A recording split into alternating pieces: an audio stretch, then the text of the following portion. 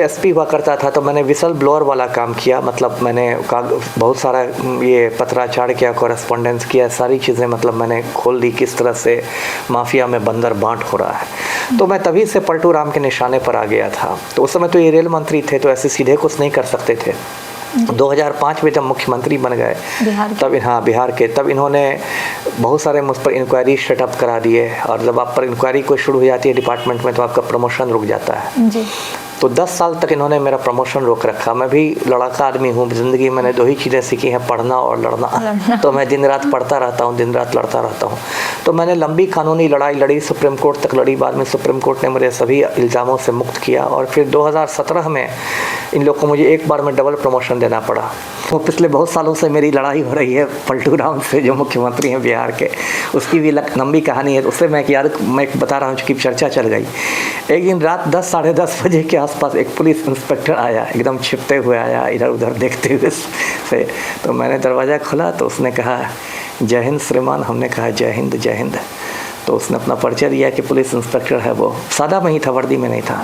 उसने कहा कि श्रीमान जब फ़ोन से बात की जाए ना तो सावधानी से बात की जाए, आपका फ़ोन पीएल में है। तो मैंने कहा कि पीएल क्या होता है? तो बोला कि पीएल का मतलब होता है हुजूर पैरेलल लिसनिंग, मतलब आप जो बात करेंगे वो सीएम हाउस में बैठ के सुनी जा रही है। आप जिससे भी बात करेंगे उसको सीएम हाउस में कुछ कर्मचारियों को लगा दिया गया है, वो लोग बैठ के सुनते हैं आपकी बात। आपका फ़ोन पीएल में है तो पैरेलल लिसनिंग में है, इसलिए सावधानी से बात की जाए, यही कहने में आया था। तो मुझे लगा कि चलिए, इस आदमी को लगा कि चलिए एक ईमानदार अफसर है तो उसकी मदद कर दी जाए। फिर यही कहने आया था। फिर मैंने उसको चाय पिलवाई तो वो भागा। तो ये इसको मैंने कहा कि ये गुडविल की बात है। मैं उसको ऐसे इंस्पेक्टर को ऐसे जानता भी नहीं था व्यक्तिगत रूप से, लेकिन उसको मालूम था कि दास साहब हम लोग के ईमानदार IPS रहे हैं, इनको माफिया से लड़ाई है तो इनकी कुछ मदद कर देनी चाहिए। उसने आके कह दिया कि हुजूर का फ़ोन पीएल में है, इसलिए सावधानी से बात की जाए। सर तो आपको कभी डर नहीं लगा जब अगर आपने मतलब इतने बड़े काम किए? हाँ, डर मुझे नहीं लगता। इस बात पर मुझे भी कई बहुत लोग मुझसे पूछते हैं कि डर क्यों नहीं लगता। मतलब ऐसा शायद ये मेरे DNA में ही नहीं है। नहीं फिर भी लेकिन होता ना कि नहीं क्या पता कोई पीछे से वार ना कर दे। हाँ, ये सही बात है, लेकिन एक होता है मेरा। अब मैं सोचता हूँ कि जब मैं देखता हूँ दुनिया में बहुत को ज़्यादातर लोगों को डरते हुए देखते हैं कि तो मुझे बहुत अच्छा लगता है। मेरे अच्छे पढ़े लिखे दोस्त लोग कहते हैं कि अरे आपका तो बहुत अच्छा अमिताभ जी फेसबुक पोस्ट रहता है, लेकिन हम लाइक नहीं करते हैं डर के, क्योंकि उनको लगता है कि अमिताभ दास का पोस्ट लाइक कर देंगे तो हो सकता है सरकार उनको तोप से बांध के उड़ा दे। तो इतना खौफ का माहौल है। तब मुझे लगता है कि नहीं, लेकिन हो सकता है मेरे DNA में ही कुछ हो कि मुझे डर नहीं लगता है। अभी भी मैं एक चैनल चलाता हूँ, दास बोले बिंदास, मेरा YouTube चैनल है। उसके भी काफ़ी सब्सक्राइबर हैं। कोई वीडियो तो उसमें कई लाख लोगों ने देखा है। तो उसमें बिंदास बातें कहता हूँ, खुल के माफिया पर हमले करता हूँ। तो वो बात भी मैं बेधड़क कर रहा हूँ जी। और सर ऐसा कहा जाता है कि IPS IAS जो होते हैं ज़्यादातर नेताओं के आगे पीछे करने लगते हैं।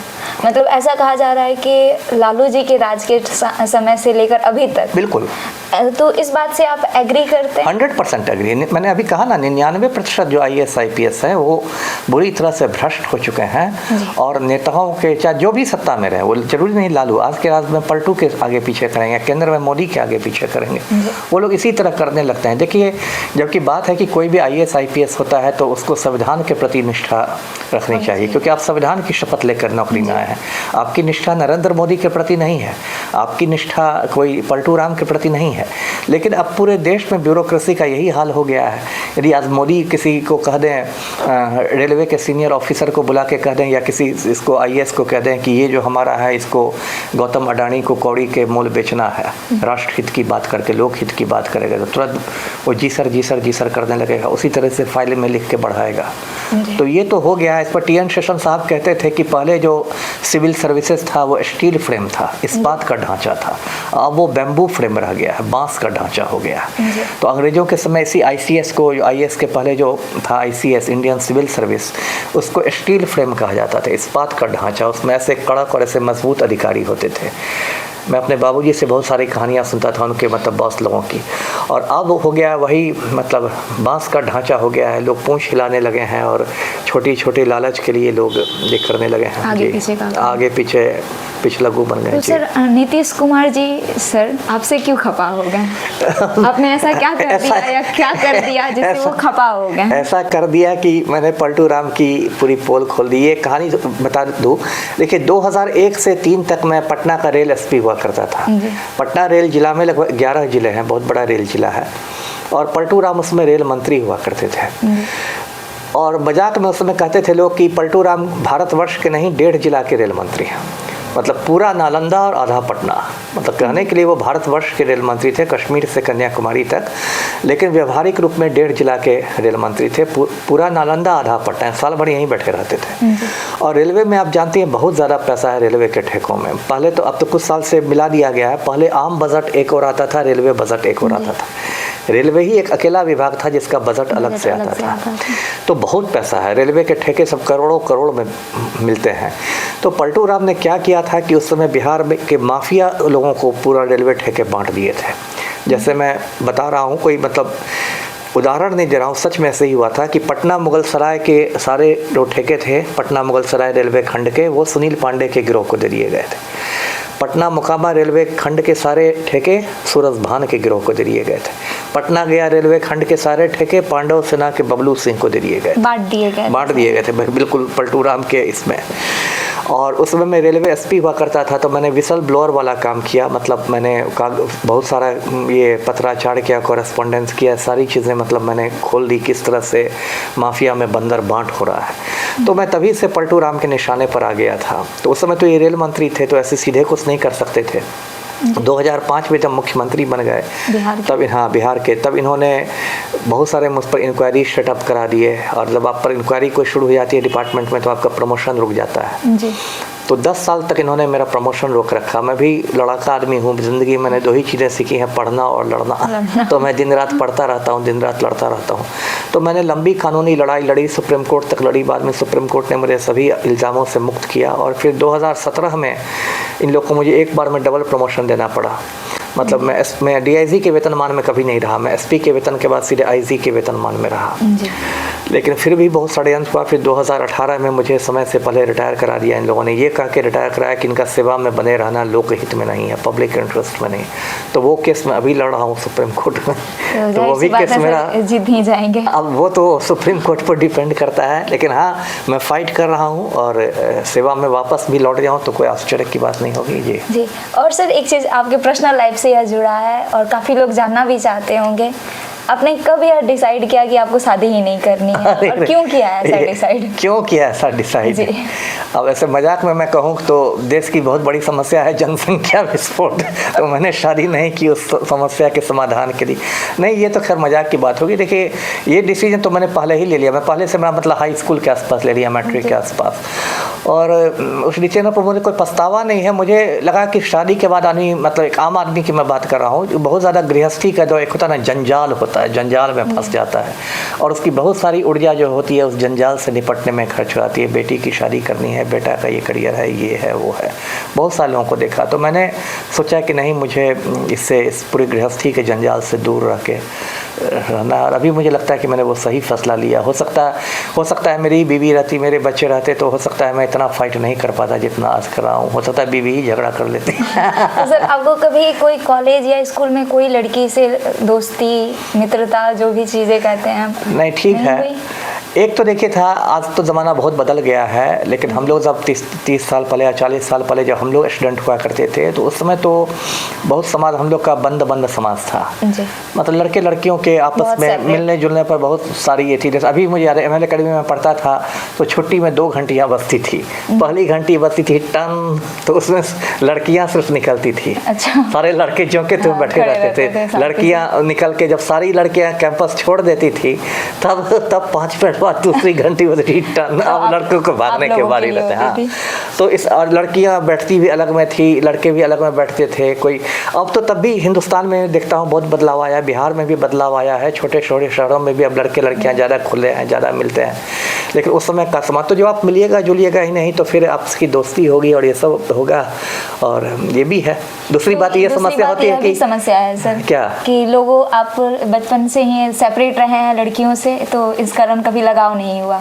हाँ, वो भी बात है कि आपको इंटरेक्शन होने का मौका ही नहीं मिला, है ना। तो सर इन फ्यूचर अब सोच रहे हैं शादी करने नहीं नहीं, अब तो मेरी उम्र कितनी 55-56 हो गई, अब मैं शादी क्या करूंगा। तो सर आपके हिसाब से किनको शादी करनी चाहिए और किनको नहीं करनी अब ये तो मैं क्रांतिकारी संदेश दे दूंगा कि नहीं, आपके हिसाब से मैंने पूछा। अब देखिए, शादी तो नहीं करना का तो फैसला बहुत बड़ा है, तो भ्रष्ट प्रतिज्ञा वाली बात हो जाएगी। मुझे ये भी पता है कि आम लोगों के लिए बहुत कठिन है, ये मैं संदेश दे दूंगा तो कितने लोग मोबाइल फोड़ के चले जाएंगे। नहीं, मैंने मजाक में कहा, लेकिन हाँ ये बात मैं अभी भी कहता हूँ, डंके की चोट पर कहता हूँ, शादी करें भी तो एक से ज़्यादा बच्चा नहीं होना चाहिए, है ना। मेरा नारा है एक संतान नेक संतान, ये उर्दू में कह लें तो एक औलाद नेक औलाद। मैं एसपी भी इतने जिलों में रहा, सिपाहियों को मैं संबोधित करता था तो यही कहता था। आज ही मेरा मानना है कि दुनिया की सबसे बड़ी समस्या है जनसंख्या विस्फोट। अब हिंदुस्तान को ही देखिए, 142 करोड़ आबादी हो गई है, चीन को भी भारत ने पछाड़ दिया है, और इसकी वजह से ना नौकरी है ना कुछ, मतलब कुछ नहीं, हर जगह अराजक स्थिति है। रोड पर जाइए तो ये है। अब उससे वही मुझे एक बात आ जाएगी, दिलचस्प सुना देता हूँ, दर्शकों को मज़ा आएगा। मैं बक्सर का एसपी हुआ करता था, तो जो बक्सर का जो मेन जो रोड है मार्केट का, वो हमेशा जाम रहता था, हमेशा जाम, चै चै पो पो पो पो चै, एकदम ये। और बार बार मुझे लोग फ़ोन करते थे कि सर यहाँ है जाम लगा, सर आप कुछ कर नहीं रहे हैं, सर पुलिस कुछ कर नहीं रही है, पुलिस कुछ कर नहीं रही, ये है जाम हुआ है, थाना को कहा जाए, ये कहा जाए। और एकदम टाउन थाना एकदम उसी पर था, रोड पर ही था। तो अंत में मैंने टाउन थाना के मतलब थानेदार को बुलाया एक लंबा चौड़ा पठान था SHO, उसको मैंने बुलवाया, बोला कि एक बोर्ड बनवाइए। उसने कहा कौन सा बोर्ड बनवाएं सर, क्या लिखवाना है। तो उस बोर्ड पर मैंने लगवा दिया थाना के सामने, पर लिखा हुआ था बढ़ती आबादी का अंजाम, कदम कदम पर ट्रैफिक जाम, कृपया कम बच्चे पैदा करें, निवेदक बक्सर पुलिस। तो मैंने लोगों से कहा कि भाई बच्चा भी पैदा करते हो क्रिकेट टीम के जैसा, फिर जाम की शिकायत मेरे पास लेके आते हो। यदि आप बिहार के संदर्भ में कहें तो बिहार में आप देखिएगा, एक बेटा के इंतजार में कोई पढ़े लिखे लोग कोई 10 बेटी पैदा करके बैठे हुए हैं, कोई 5 बेटी, कोई 6 बेटी, कोई 7 बेटी। लालू जी की 7 बेटियां हैं, 2 बेटों के चक्कर में। और ये घर घर की कहानी है। कोई मतलब लालू का क्या मजाक उड़ाएगा, एक आम बिहारी की मानसिकता है। तो इसलिए मैं हमेशा कहता हूँ कि शादी नहीं करे, ये बात मैं नहीं करा, लेकिन करे भी तो बच्चा एक होना चाहिए, और मतलब वो क्रिकेट टीम वाली जो मानसिकता है वो खत्म होनी चाहिए। होनी चाहिए।